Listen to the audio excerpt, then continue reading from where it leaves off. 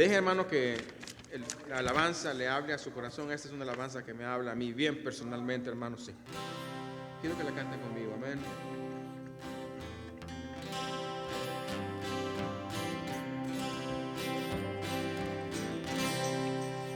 Eran 100 ovejas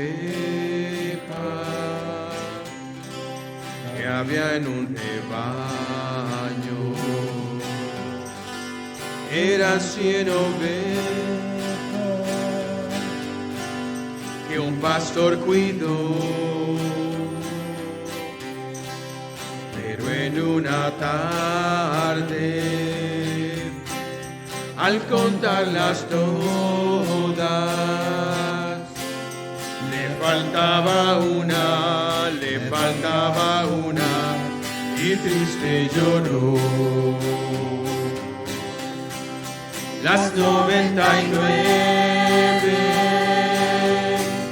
dejó en el aprisco, y por las montañas a buscarla fue. La encontró gimiendo, temblando de frío. Curó sus heridas, la tomó en sus brazos y al redil volvió. Esta misma historia vuelve a repetirse. Hay muchas ovejas que sin rumbo van, con el alma rota, van por los collados, temblando de frío, vagando en el mundo, sin Dios y sin fe.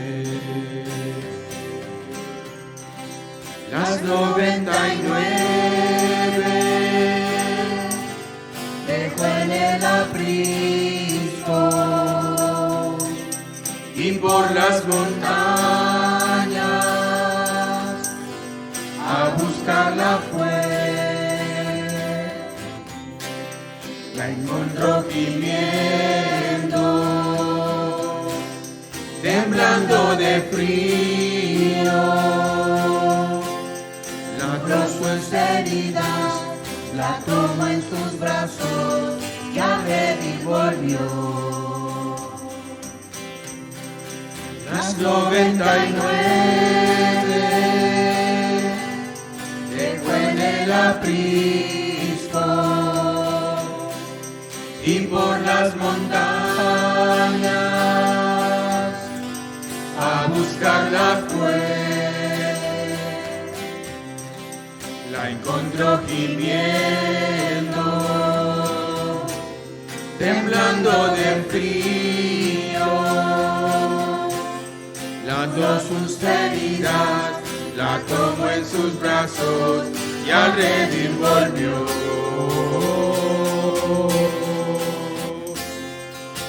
Amén. Thank you, Lord. Thank you for your mercy. Gracias, Señor. Saludos a todos. Estas son las diferentes opciones para dar su ofrenda.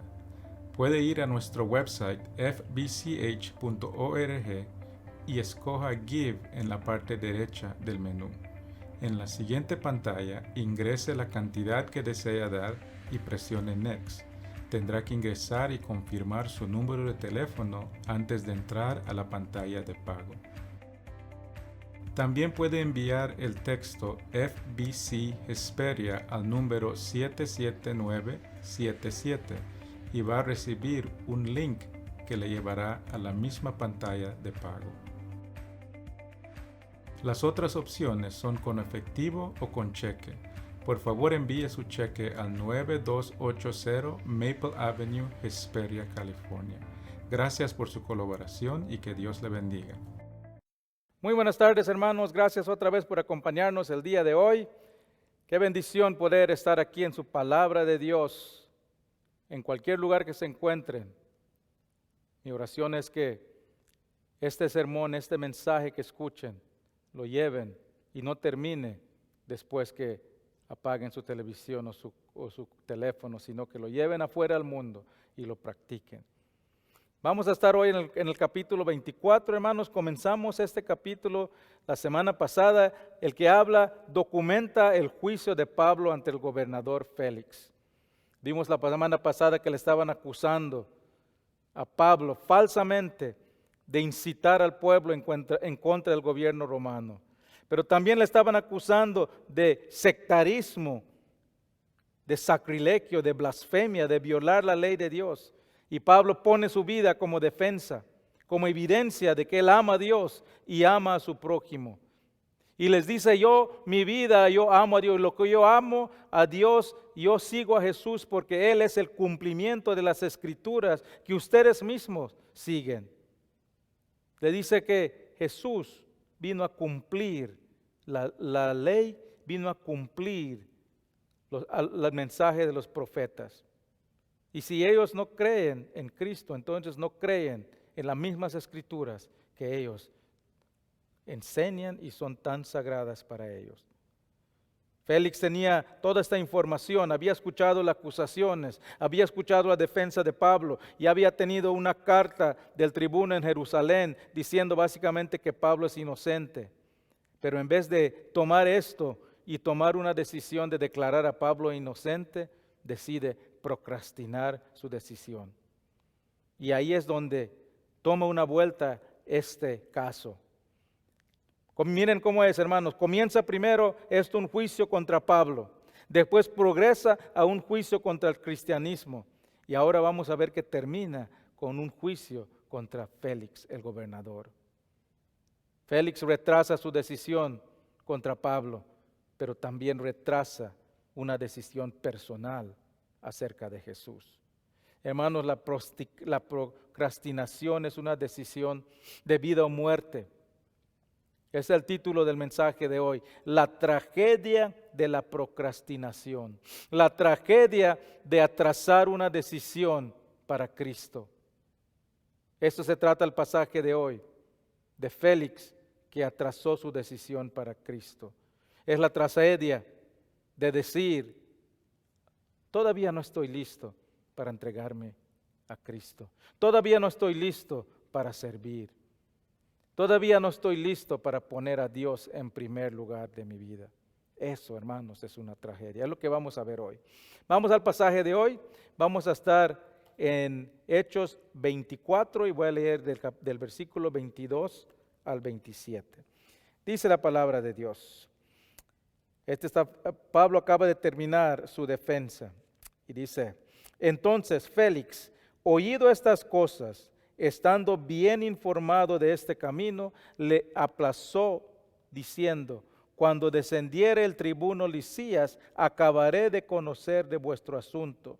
Y él mandó al centurión que se custodiese a Pablo, pero que se le concediese alguna libertad y que no impidiese a ninguno de los suyos servirle y venir a él. Algunos días después vino Félix con Drusila, su mujer, que era judía. Llamó a Pablo y le oyó acerca de la fe en Jesucristo. Pero al disertar Pablo acerca de la justicia, del dominio propio y del juicio venidero, Félix se espantó y dijo, ahora vete, pero cuando tenga la oportunidad te llamaré. Esperaba también con esto que Pablo le diera dinero para que le soltase, por lo cual muchas veces lo hacía venir y hablaba con él. Pero al cabo de 2 años recibió Félix por sucesor a Porcio Festo, y queriendo Félix consagrarse con los judíos, dejó preso a Pablo. Padre Celestial, gracias por tu palabra perfecta. Gracias, Padre, por este mensaje que nos hace el día de hoy. Te pido, Padre, que en los próximos momentos pongamos a un lado todo aquello, todas cargas que hemos traído, que hemos arrastrado en esta semana. Que lo entreguemos a tus pies, Padre. Danos descanso para nuestras almas y abre nuestro entendimiento para poder aprender lo que tú estás enseñando. Que no sea solo información para nuestra mente, sino que sea transformación para nuestras vidas. En el nombre de Cristo Jesús. Amén. Hermanos, el día de hoy podemos saber 3 puntos de esta tragedia de la procrastinación. Vemos el retraso de una decisión legal, vemos el rechazo de una decisión espiritual y vemos la razón por la cual procrastina Félix. Vamos a comenzar. El retraso de una decisión legal. Después que los judíos presentan su acusación, Pablo presenta su defensa. Y Félix ya tiene todo lo que necesita para juzgar este caso. Tiene todo lo que necesita para tomar una decisión. Pero ¿qué es lo que hace? Hace lo que los políticos suelen hacer. Nada. Dice entonces Félix, oído estas cosas, estado bien informado, lo aplazó y mandó a traer al tribuno que venga a dar un testimonio de lo que había pasado. Dice que estaba bien informado de este camino. Se refiere ella a los primeros creyentes, se referían como los del camino. Dice que estaba bien informado, conocía acerca de los cristianos, conocía lo que creían, sabía que lo que le estaban acusando a Pablo era mentira, sabía que Pablo no estaba en contra de la ley de Dios, pero aún así retrasa tu decisión con la excusa de que necesita escuchar el testimonio del tribuno Lisías, el que envió a Pablo a Cesarea de Jerusalén. Pero hermanos, si vamos al capítulo 23, cuando Lisías saca a Pablo de Jerusalén a medianoche, le envía con una carta y en esa carta le da un resumen de todo el caso de Pablo. Y allí dice que Pablo ha sido acusado falsamente. En capítulo 23, 29 dice que en la carta dice, y hallé la acusación por cuestiones de la ley de ellos, pero que ningún delito tenía digno de muerte o de prisión. Félix ya tenía el testimonio de Lisías, no tenía por qué retrasar esta decisión. Ya conocía perfectamente la verdad del cristianismo, no tenía razón por qué procrastinar. No necesitaba nada para declarar a Pablo no culpable y liberarlo. Tenía todo a su disposición, toda la información, pero no lo hizo. No tomó la decisión que tenía que tomar. Y podemos criticar a Félix, hermanos, por no hacer lo que sabía que tenía que hacer. Pero muchas veces nosotros también cometemos ese mismo error. Muchas veces sabemos lo que Dios quiere que hagamos, que Dios desea que hagamos, pero no lo hacemos. Y eso, hermanos, es pecado. ¿Por qué? Porque la palabra de Dios dice que es pecado no hacer lo que sabemos que debemos que hacer. Santiago 4:17 dice, y al que sabe hacer lo bueno y no lo hace, le es pecado. La palabra oficial de esto es un pecado de omisión. Es de no hacer algo. En vez, la mayoría de pecados es hacer algo y se puede ver que se hace algo. Este es un pecado de omisión, de no hacer lo que se puede, lo que se debe hacer, lo que sabemos que debemos hacer. Es un pecado pasivo, no es una ofensa directa contra otra persona. Pero hermanos, para Dios, el no hacer lo que sabemos que debemos hacer es igual de pecaminoso como cualquier otro pecado. Jesús nos da un buen ejemplo de esto en la palabra del buen samaritano. Que ladrones toman a este hombre, lo golpean, lo dejan sangrado, tirado al lado de la calle. Y pasa el sacerdote, pasa el levita, y en vez de ir a ayudar a este hombre, se van al otro lado de la calle, siguen caminando. Eso es un pecado de omisión. No hicieron lo que sabían que tenían que hacer.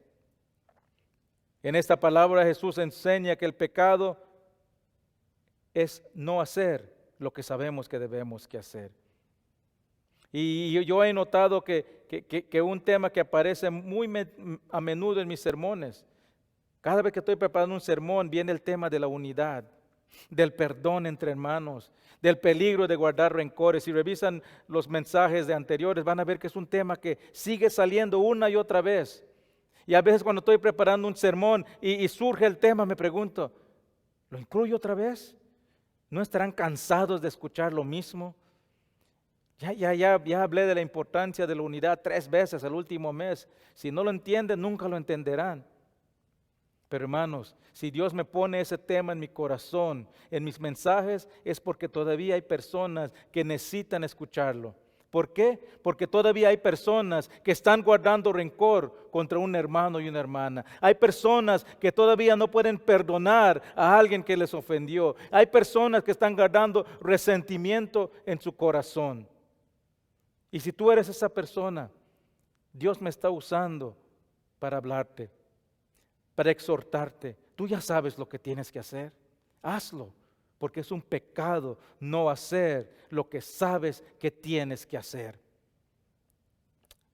Ya no demores más. Haz lo bueno.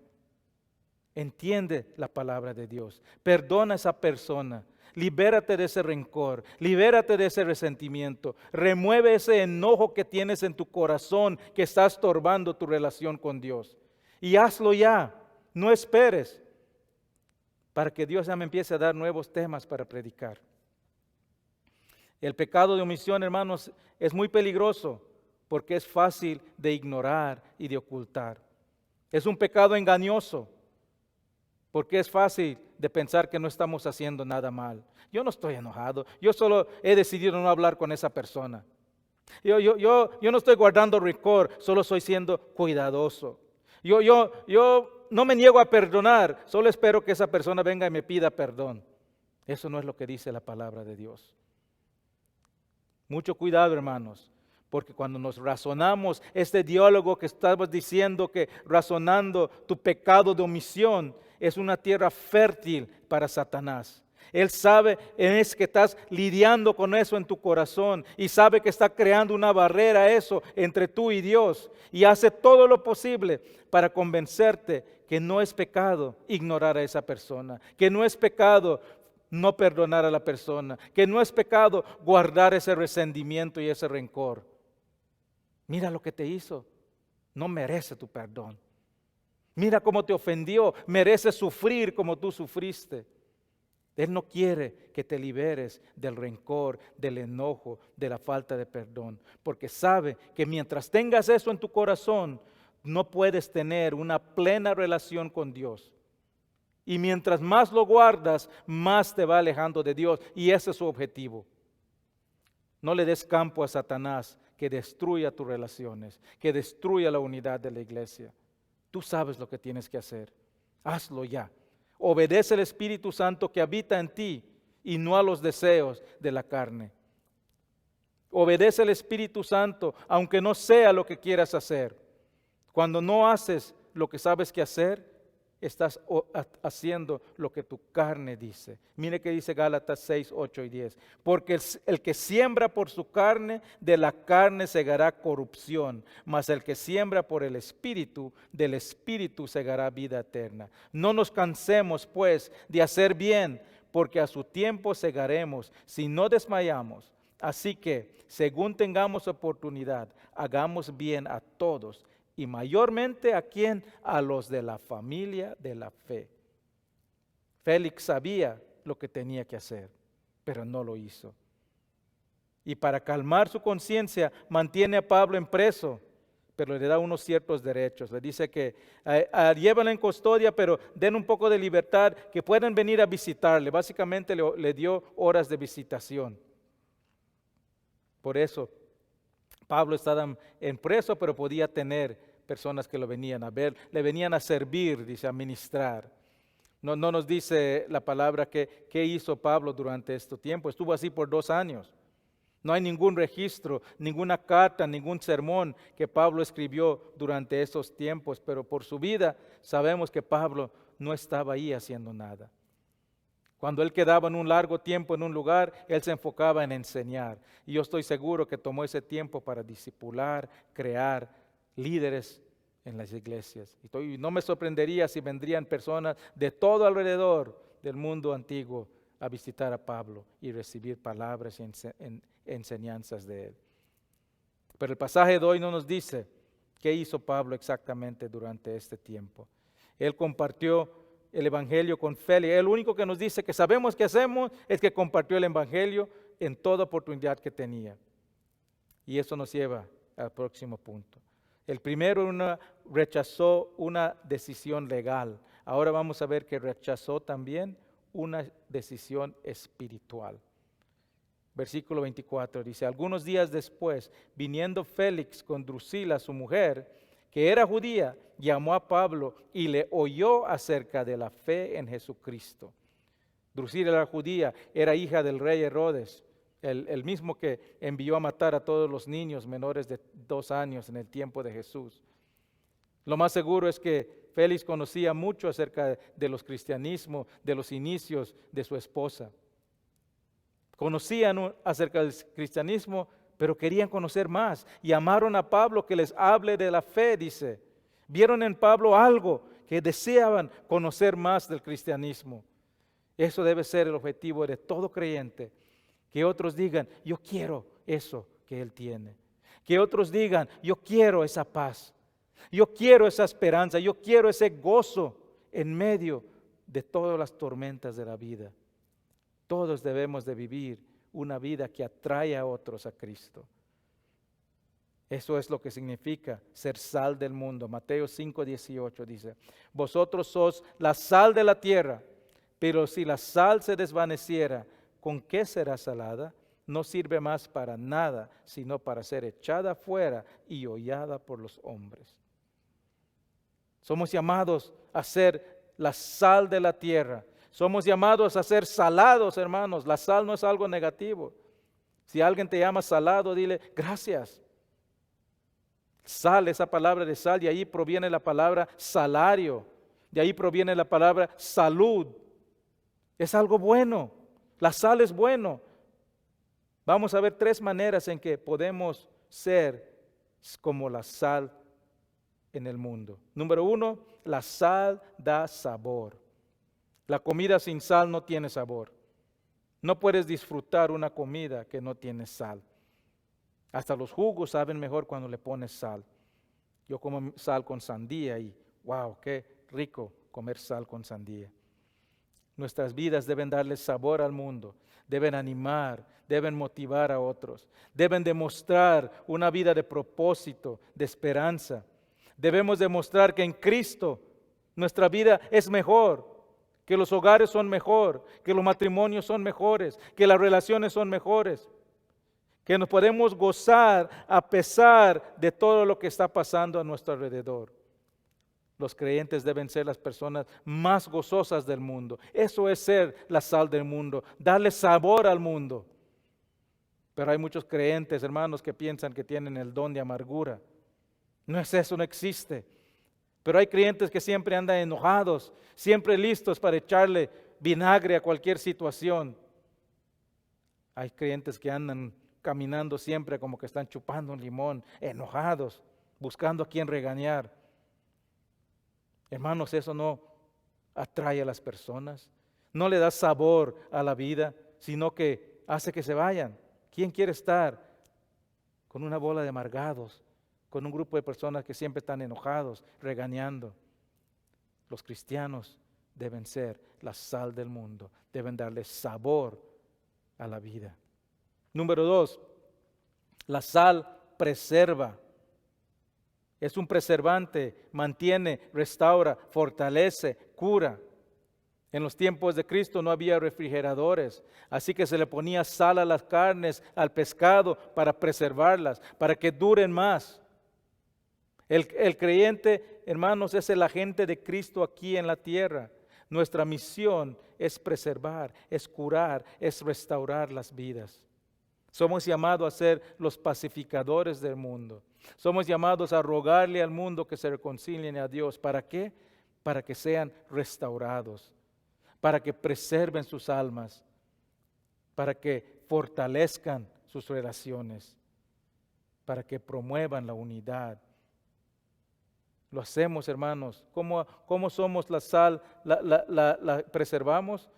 Cuando la gente mira a nosotros algo que ellos pueden aplicar a sus vidas para mejorar sus vidas, para fortalecer sus vidas. Número 3, la sal da sed. Cuando comemos algo salado, nos da sed. El cerebro tiene unos sensores que detectan la sal y le dicen al cuerpo que necesita agua. Por eso en el cine te venden una soda con vasos tamaño industriales, porque tan pronto empiezas a comer el popcorn, te va a dar sed. Mi esposa siempre se enoja conmigo porque me tomo toda la soda antes de comenzar la película y se queda con sed ella. Hermanos, cuando otros nos miren, les debe de dar sed. ¿De qué? De Cristo. Todo lo que hacemos, nuestras palabras, la manera que nos comportamos, debe apuntar a otros a Cristo. Colosenses 4:6 dice: sea vuestra palabra siempre con gracia, sazonada con sal, para que sepáis cómo debéis responder a cada uno.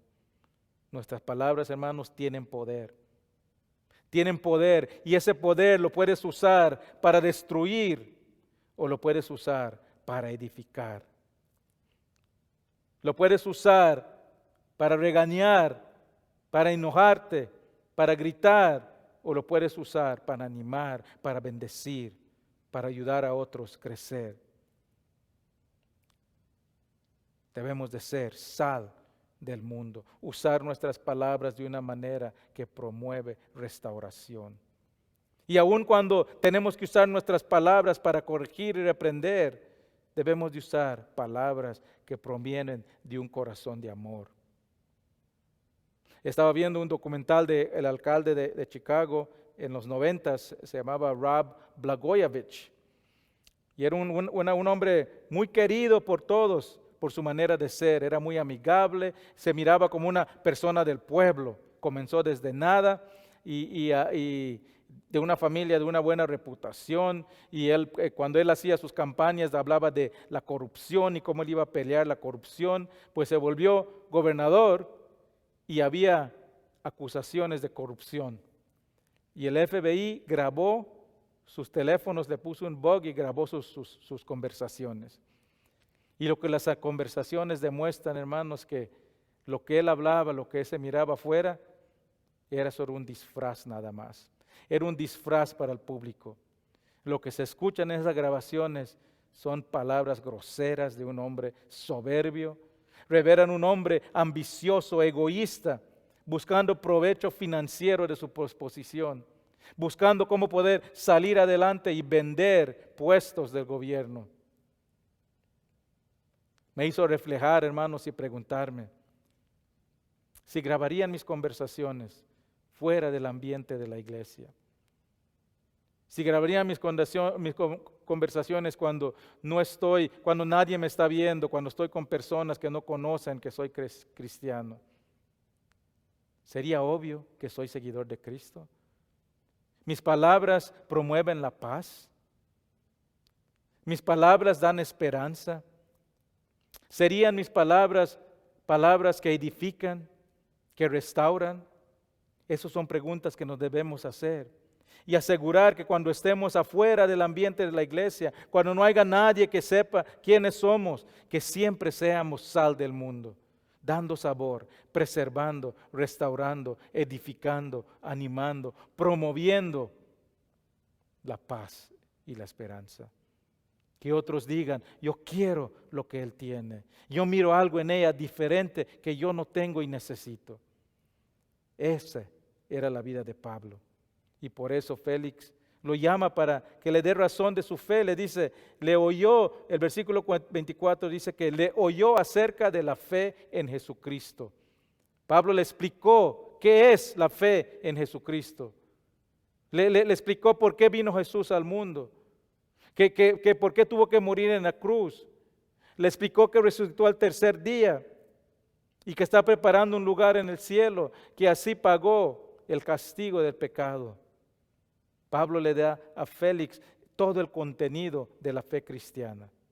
Y no solo se queda ahí, sino que lo aplica a su vida. Le hizo ver la enorme implicación personal de lo que hizo Jesús. Mire que dice el versículo 26. Pero al disertar Pablo acerca de la justicia, del dominio propio y del juicio venidero, Al desertar, no le dio un sermón, no le regañó, no le condenó, sino que habló con él, razonó con él, dialogó con él, le dio la oportunidad de hacer preguntas, de aclarar dudas. Y noten aquí, dice que le habló de la justicia, que es justicia, justicia de Dios, del dominio propio. ¿Qué significa eso?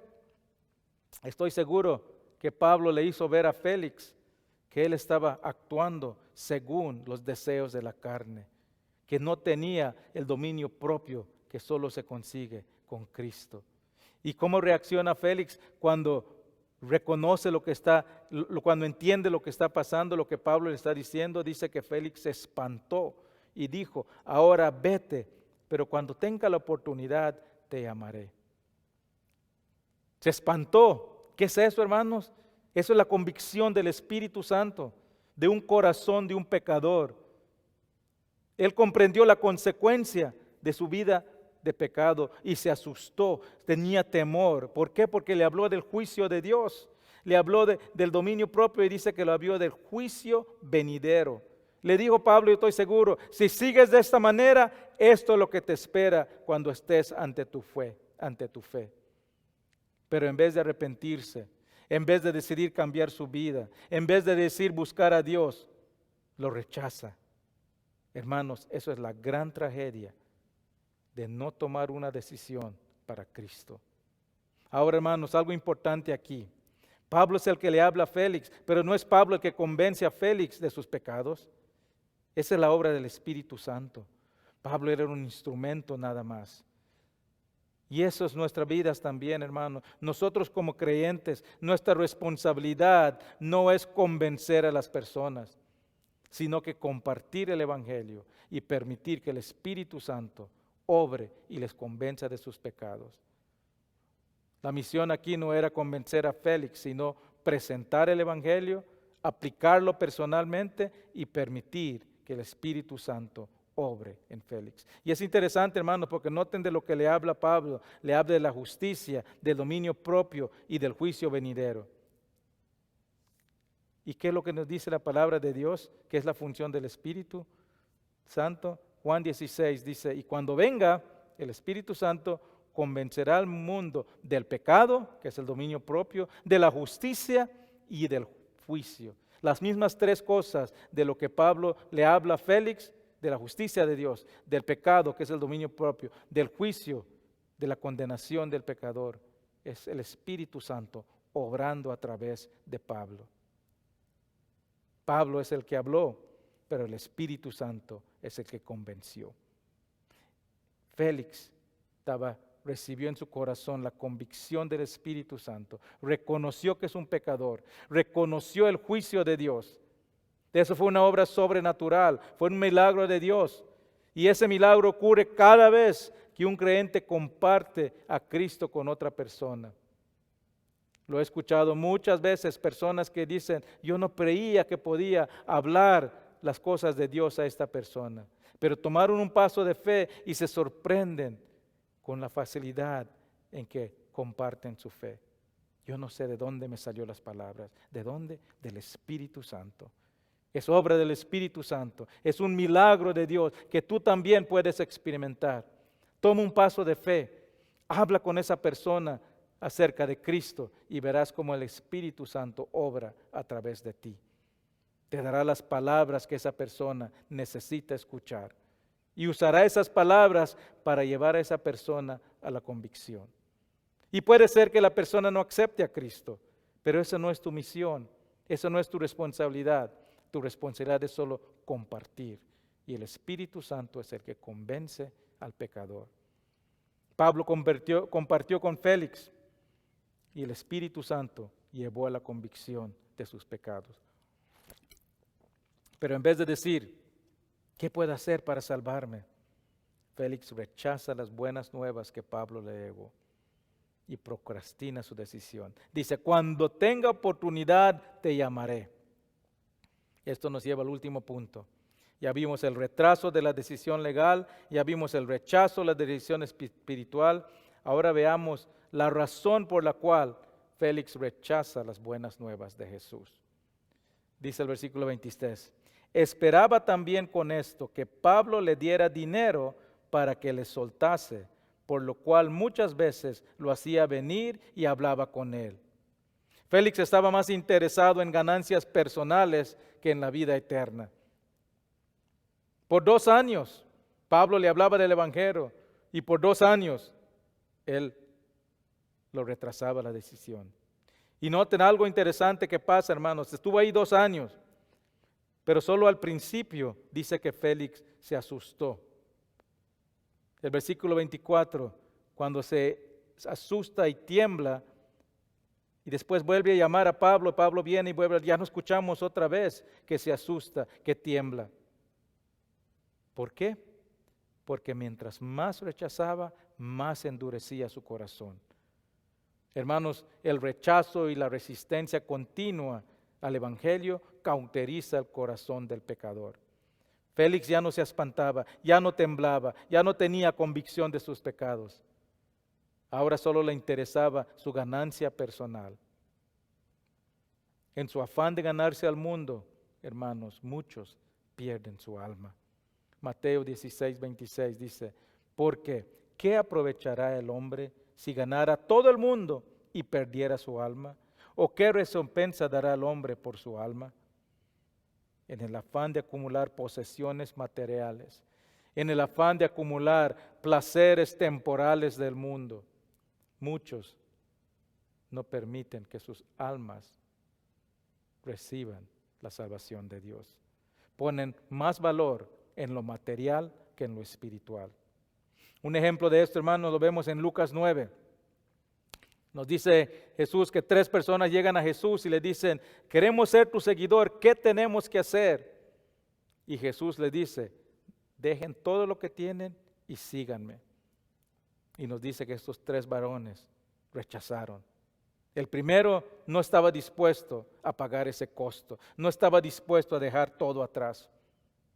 El segundo dice, déjame que primero vaya y voy a enterrar a mi padre. Y muchos dirían, eso suena como algo razonable. Su padre necesita ser enterrado. Pero hermano, su padre no estaba muerto. Él no estaba diciendo, mi padre murió hoy y el entierro va a ser esta noche. No, los judíos enterraban a sus muertos en el mismo momento. Lo que está diciendo aquí, está diciendo, deja primero que mi padre se muera para que yo reciba mi herencia. Después, cuando ya tenga dinero, te voy a seguir. Cuando ya no necesite más financieramente, te voy a seguir. Cuando ya esté estable financieramente, voy a seguirte. En vez de perseguir a Jesús, decide perseguir las riquezas. Y el tercero dice, Señor, pero déjame que me despida primero de los que están en mi casa. ¿Qué está diciendo? Tengo que arreglar unas cosas en mi vida primero, antes de seguirte. Hermanos, estos 3 hombres son ejemplos de la tragedia de procrastinación. Que por la ambición, por las posesiones, por las relaciones, rechazan a Jesús. Y hermanos, eso es peligroso. Es jugar ruleta rusa con tu vida, porque nadie tiene otro día garantizado. Y el lugar donde vayas, nadie sabe cuándo será tu último día. Nadie puede saber cuándo será tu último tiempo en este mundo.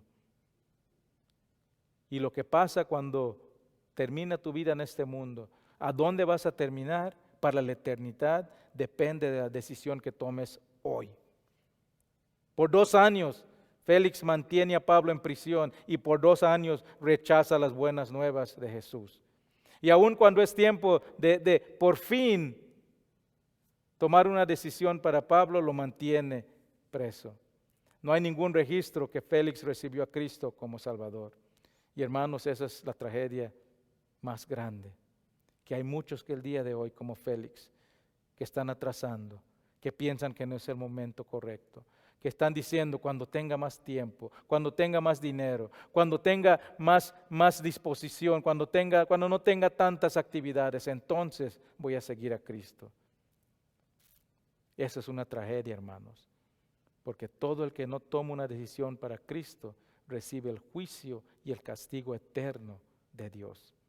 Hebreos 10, 26 y 27 dice, Porque si pecaremos voluntariamente después de haber recibido el conocimiento de la verdad, y no queda más sacrificio por los pecados, sino una horrenda expectación de juicio y de hervor de fuego que ha de devorar a los adversarios. Por eso dice la palabra de Dios que hoy es el día de salvación. No demores, no procrastines, no retrases, no rechaces, porque las consecuencias son terribles y eternas. Nos cuenta la historia que 350 años antes de Cristo, Arquías era un magistrado en Tebes, en Atenas, en Grecia, y había una gran fiesta en su casa. Cuando llega un mensajero a tocar la puerta, urgente, dice, hay enemigos que están infiltrando la ciudad, están a punto de atacar. Arquías lo ignoró. No le dio importancia a la urgencia de la advertencia. Y esa noche la ciudad fue atacada y mataron a todos del palacio y conquistaron la ciudad. Ese es el peligro de procrastinar una decisión para Cristo. Hay muchos arcáyas en este mundo hoy en día que no ven la urgencia del mensaje del Evangelio.